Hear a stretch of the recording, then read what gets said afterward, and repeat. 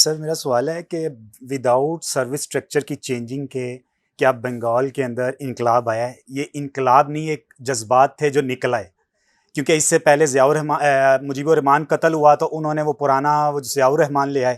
ضیاء الرحمان قتل ہوا 1991 میں، اس کی بیٹی بیگم آ گئی خالدہ ضیاء، اسی طرح حسینہ واجد. تو وداؤٹ سروس اسٹرکچر انقلاب آتا ہے، جیسے بالشوک کے انقلاب تھا یا فرینچ، انہوں نے پورا کا پورا اپنا اکنامک سسٹم چینج کیا، پولیٹیکل اسٹرکچر چینج کیا، سارا کچھ کیا. اور بنگال جو تھا آج سے 150 سال پہلے اگر دیکھیں تو فتاوی عالمگیری یعنی کہ قرآن و سنت کے اصولوں کے مطابق دنیا کی 10% جی ڈی پی کا حصہ پروڈیوس کرتا تھا اور بر صغیر 35% پر.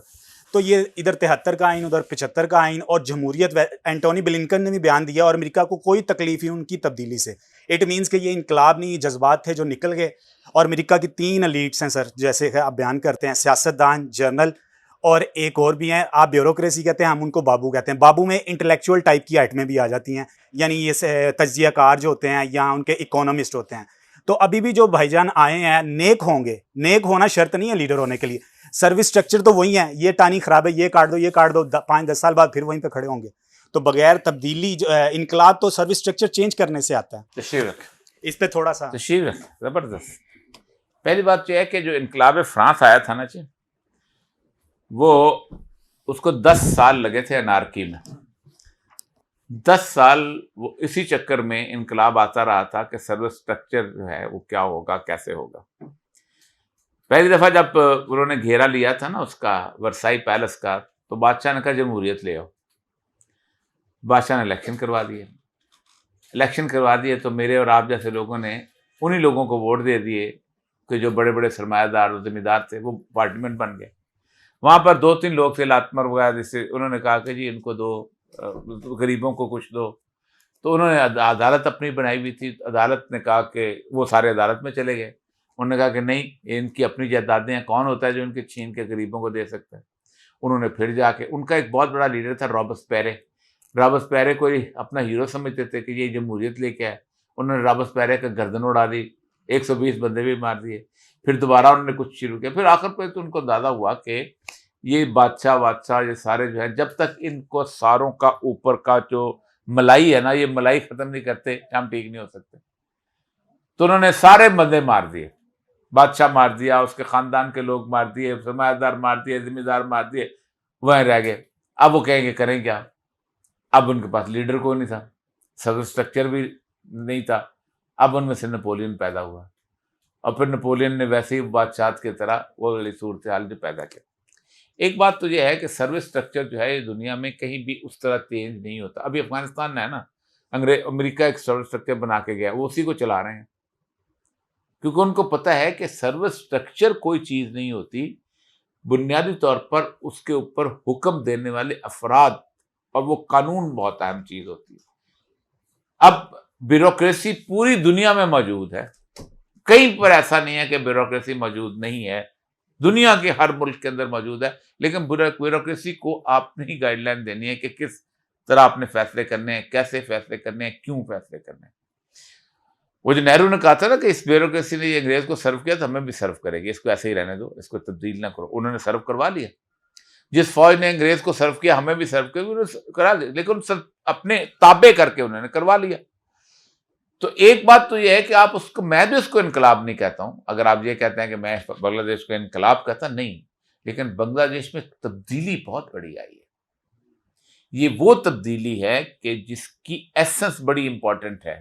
یہ میں نے آج جو نعرے سنوائے ہیں نا، امیکا تمیکا، رجاکار رجاکار، یہ اس کو یہ بتانے کے لیے کافی ہیں کہ جب لوگوں کی آزادی اور لوگوں کی حریت اور لوگوں کی ذاتی زندگی اور لوگوں کے انسانی حقوق پہ حملہ کیا جاتا ہے تو پھر وہ $70 ارب کا فارغ ریزرو بھی نہیں دیکھتے اور آزادی کے شہداء کی بھی عزت نہیں کرتے.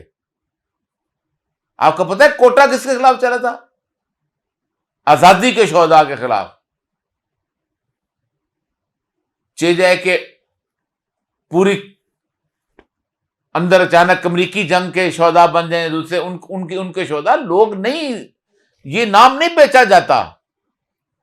وہاں بھی یہی فکرے بولے جاتے تھے کہ تم ان لوگوں کی بات کرتے ہو جنہوں نے تمہیں آزادی دلائی، تم ان کے خلاف بات کرتے ہو، ان کی فیملی پہ کیا گزرتے ہوگی، خاندانوں پہ، کہ ان شہیدوں کی فیملی کو انہوں نے ختم، ممی کے تمہیں کی رضاکار، ہم وہ ہیں پہ رضاکار ہیں، پہ ختم ہو گئے۔ تو جب کبھی آپ کسی ملک کے اندر ایک ایسا نیریٹو دینے کی کوشش کرتے ہو جو نیریٹو ان لوگوں کو تکلیف دیتا ہے، تو پھر وہ لوگ کھڑے ہوتے جی نہیں، رضاکار ان کو تندن کہتے تھے۔ اصل میں ہوتا یہ تھا کہ یہ جو البدر اور الشمس جب بنائی گئی تھی نا، تو البدر اور الشمس یہ دونوں جو تھے، یہ اس وقت ہوا یہ تھا کہ لڑائی شروع ہو گئی 25 مارچ 1971 کے، اور 25 مارچ 1971 کے اندر ہوا یہ تھا کہ ادھر سے شیخ مجیب کے ساتھ مفتی بانی اور انڈیا کے لوگ، اور یہ تو جانتے تھے کہ یہ کون لوگ ہیں، ان کو پتا تھا کیا ہے۔ اب مسئلہ یہ تھا کہ غلاظت کس نے کی تھی؟ پاکستان نے۔ ان کو الیکشن نہیں جیتنے دیا، ہر بات ہے، الیکشن جیت کے ان کو اقتدار منتقل نہیں کیا، ہم نے گند کر دیا۔ انڈیا کو موقع مل گیا، وہ پہلے مفتی بانی کے تھرو آیا، پھر بلاتے خود آ گیا۔ آپ خود سوچیں نا کہ 70% آپ کی اسمبلی جو ہے وہ بھاگ کے انڈیا چلے گی، کہ آپ کتوں کی طرح ان کے پیچھے لگے ہوئے تھے، آپ ان کو غدار سمجھ مارنا شروع ہوئے تھے۔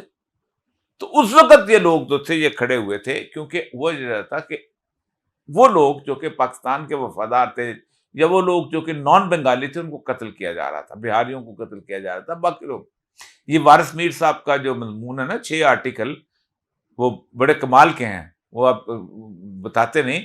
یہ جاوید ہاشمی کے ساتھ ایک ٹیم لے کے گئی تھی مشرقی پاکستان، واپس آ کے انہوں نے 6 آرٹیکل لکھے تھے، اور انہوں نے لکھا تھا کہ میں ایک جگہ پر گیا ہوں جہاں پر مجھے مفتی بانی کا ایک سینٹر دکھایا گیا ہے، جہاں بہاریوں کو پکڑ کے لایا جاتا تھا اور ایک تختے پہ لٹا دیا جاتا تھا، اور ان کی رگیں کاٹ دی جاتی تھیں، اور ڈرم میں خون بھرتے تھے، وہیں مر جاتے تھے وہ لوگ۔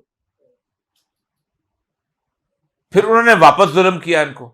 اب چونکہ وہ اقتدار میں آ گئے تھے، تو ان کو انہوں نے کہا کہ یہ پاکستانی ہیں اور پاکستانیوں کے ساتھ ہیں، فوج کے ساتھ تھے، ان کو وہ تانا دیتے تھے رضاکار۔